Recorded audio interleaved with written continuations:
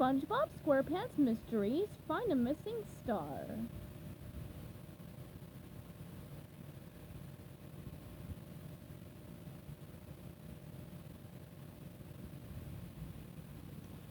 Chapter 9. She was one cool customer. I could see it wasn't going to be easy getting information out of this dame. I had to be careful and handle things right.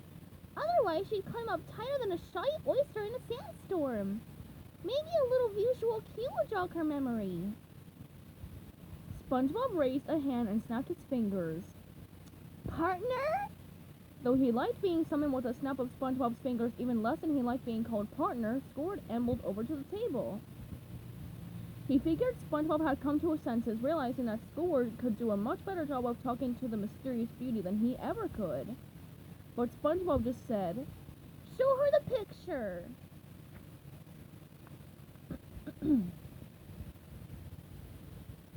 Squidward dug out the goofy photo of Patrick and showed it to the girl.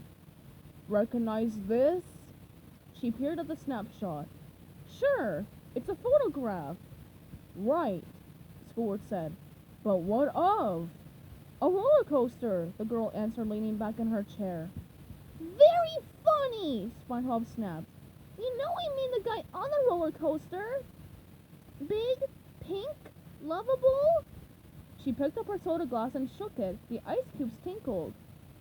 "Empty," she observed. "Need another?" SpongeBob offered, reaching into his pockets for some cash to pay for a soda. "No," the beautiful fish said. "But you know what might taste good right about now?"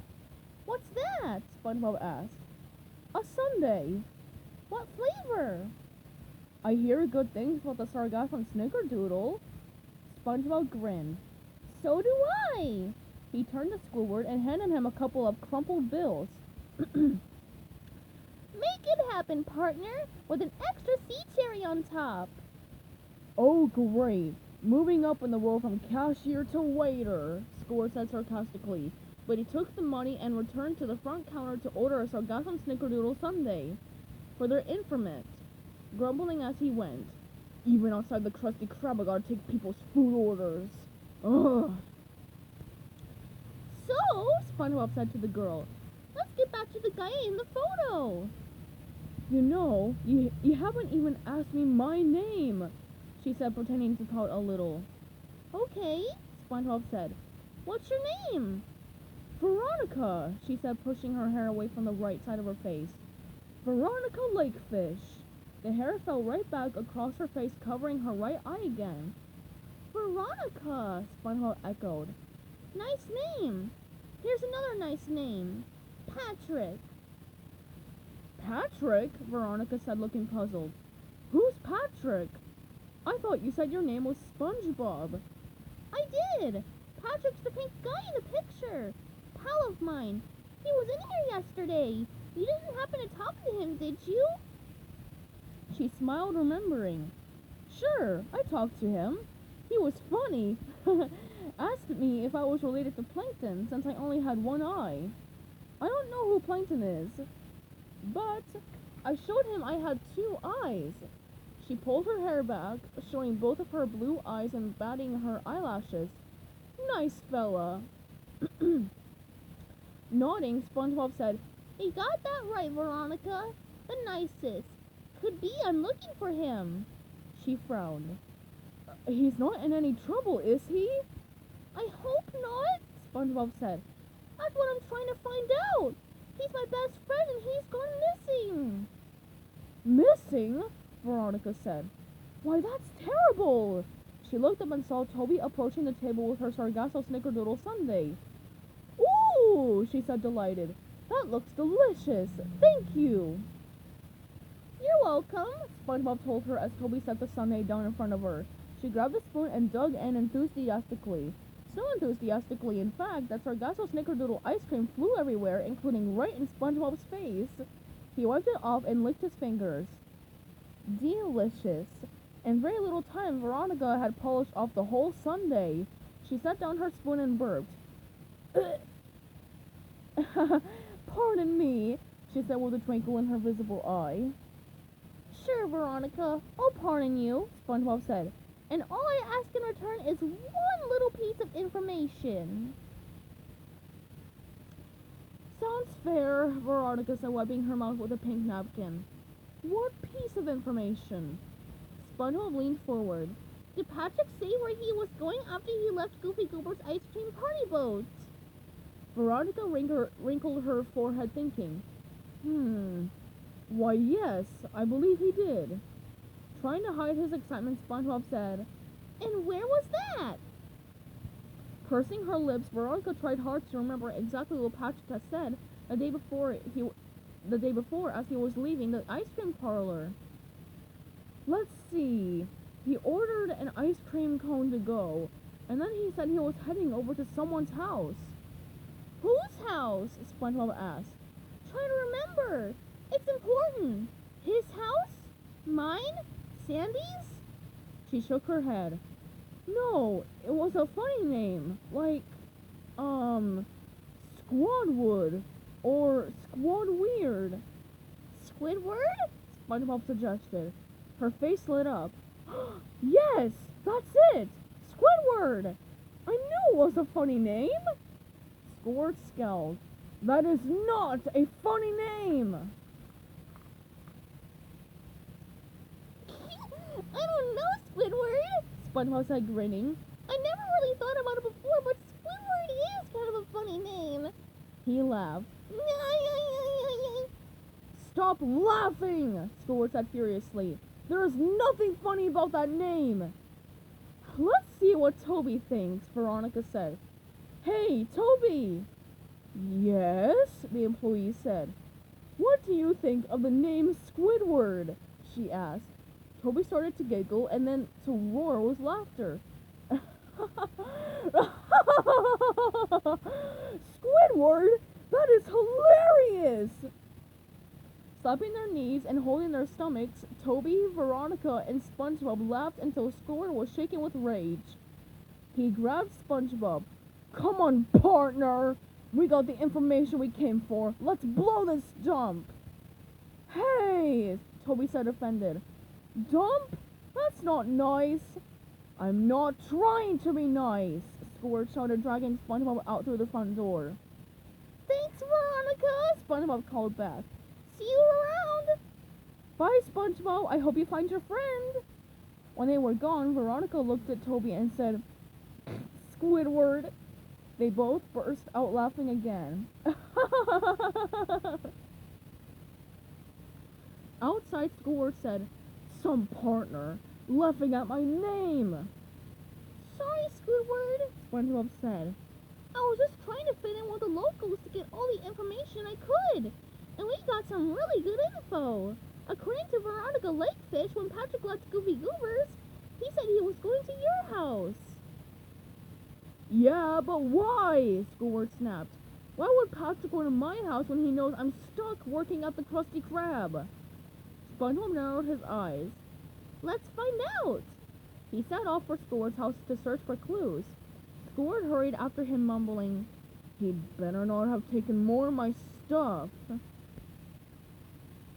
Tick, tick, tick, tick. At the Krusty Krab, Mr. Krabs was doing some searching of his own. He didn't know what was making the ticking sound, but he figured he'd better find out before the mayor's big party. He looked everywhere, starting in the dining room. He searched under tables, inside trash cans, and up in the storage space above the kitchen, behind the wooden boxes and rope nets. He thoroughly checked Squidward's cashier station boat, but found nothing that was ticking, just copies of magazines like Clarinet Quarterly, Snob Masters, and I Hate My Job. Tick, tick, tick, tick. Moving to the kitchen, Mr. Krabs opened every cabinet and drawer. He searched the freezer case. He even got down on his hands and knees to look under the griddle. But there was nothing on the floor. SpongeBob kept the kitchen spotless. Mr. Krabs could see his face reflected in the floor, which was pretty amazing since it was made out of wood. Could the ticking be coming from his office? Starting to feel a little frantic, he pulled the drawers out of his desk and turned them over to dump the contents on the floor. He practically took his chair apart. He spun the dial on his wall safe, opened the door, and peered inside, but there was nothing there but the Krabby Patty secret formula safe and its corked bottle. Tick, tick, tick. He had to find the source of the ticking before the big party. If he didn't, the mayor might hear the annoying ticking sound and cancel the party. Grabbing a crowbar and an axe, Mr. Krabs started pulling up floorboards and punching holes in the walls. Where was the ticking coming from? Krabs? A voice called. Hello? The mayor! Mr. Krabs rushed to the front door where the mayor was sticking his head and calling for him. Yes, Mr. Mayor? Mr. Krabs sang out as he hurried across the dining room. Coming! Stay put! I'll be right there! Blocking the mayor from entering, Mr. Krabs said, Hello! What brings you to the Krusty Krab? The mayor tried to look around Mr. Krabs into the restaurant. I just thought I'd stop by to see how preparations are coming along for our little anniversary party. Is, everything alright? Oh, certainly! Mr. Krabs exclaimed vigorously, nodding his head. Everything's splendid! Ship shape! Are you sure? The mayor said. Things inside look a little, messy. Go, go, go, go, go, go, go, go, go, go. Mr. Krabs laughed. Messy? Oh, no, not at all. That's just part of the cleaning process. We have to take everything out, clean it, and put it back to make sure the Krusty Krab looks perfect for your party. From the floorboards under our feet to the roof over our heads. Okay, the mayor said, still sounding unsure. So everything's proceeding on schedule? Mr. Krabs thought hard. What should he say? He knew things were not proceeding on schedule. His fry cook was still out looking for his friend. The whole restaurant was at a shambles from its own searching for that ticking, and he still hadn't found the source of the sound. Oh, yes, everything's right on schedule, Mr. Krabs fibbed. But you know, I was checking the weather report, and there's supposed to be terrible conditions the day of your party. Rain, snow, hurricanes, tsunamis, clouds of sea locusts. The mayor looked alarmed. Really? All that on one day? I haven't heard anything like that being predicted, and I check the forecast regularly. The forecast? Mr. Krabs sneered dismissively. The forecast is never right. I'm an old sailor, and I can smell the weather that's coming. He sniffed loudly. I can taste it. He flapped his tongue around wildly, sending flakes of spit flying. The mayor wiped spit out of his eye. I can feel it in me bones! Mr. Krabs loudly cracked the joints of his arms, legs, and eye stalks. Bad weather's coming! Oh dear, the mayor exclaimed. Perhaps we should cancel the party. Cancel?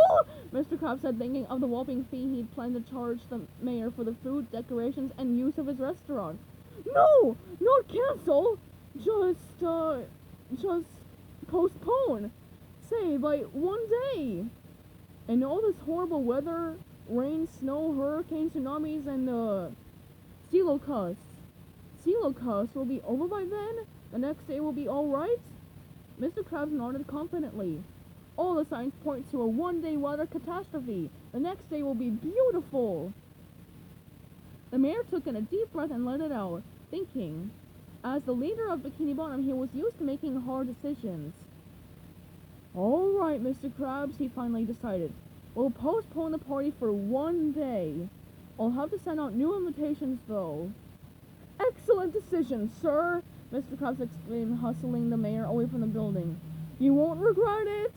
But postponing the party would have consequences Mr. Krabs and the mayor couldn't possibly anticipate. Tick, tick, tick, tick.